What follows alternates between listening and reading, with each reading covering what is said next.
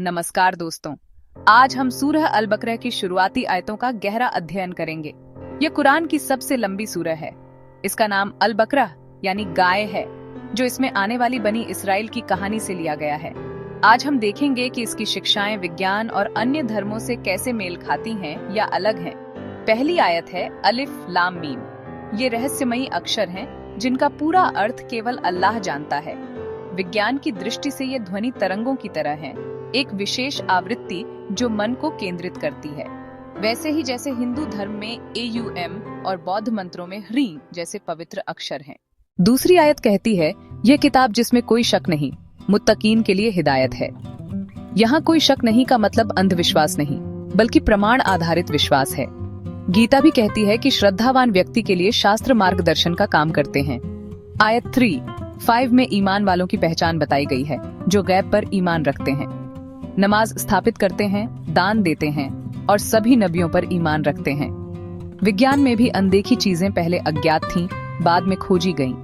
आयत 6-7 में कहा गया है कि जो सच को ठुकराते हैं उनके दिल और कान बंद हो जाते हैं। यह आधुनिक मनोविज्ञान के कॉग्निटिव बायस जैसा है, जब व्यक्ति नई जानकारी को स्वीकार नहीं करता। गीता में भी मुंह से बुद्धि का नाश और बाइबल में कठोर दिल की बात आती है। आयत 8-16 में मुनाफिकों की पहचान है, जो ऊपर से ईमान का दावा करते हैं, अंदर से इनकार करते हैं। मनोविज्ञान में इसे कॉग्निटिव डिसोनेंस कहते हैं, बाहरी चेहरे और अंदरूनी सोच में अंतर। गीता में भी मन में वासना, बाहर से संयमी वाले को कपटी कहा गया है।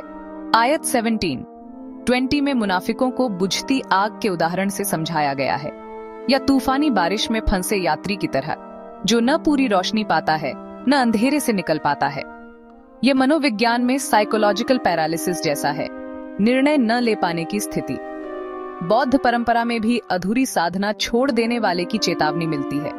गीता में अर्जुन का प्रारंभिक द्वंद्व भी एक तरह का बीच में अटकना था, लेकिन वहां कृष्ण समाधान देते हैं, जबकि यहाँ चेतावनी दी गई है। इन आयतों से हमें 3 तरह के लोगों की पहचान मिलती है: सच्चे ईमान वाले, इनकार करने वाले और दोहरे चेहरे वाले। दिलचस्प बात यह है कि यह वर्गीकरण आधुनिक मनोविज्ञान से भी मेल खाता है। वेद, बाइबल, गीता और बौद्ध ग्रंथों में भी इन 3 मानसिक अवस्थाओं की स्पष्ट पहचान है। यह दिखाता है कि सच्चाई सार्वभौमिक है, चाहे वह धार्मिक हो या वैज्ञानिक। मुख्य अंतर यह है कि विज्ञान प्रमाण मांगता है, जबकि धर्म नैतिक कारणों से पहले मानने को कहता है। लेकिन दोनों का उद्देश्य एक ही है, इंसान को बेहतर बनाना और सच तक पहुंचाना। अगली बार हम सूरह अल बकरा की अगली आयतों का अध्ययन करेंगे। धन्यवाद।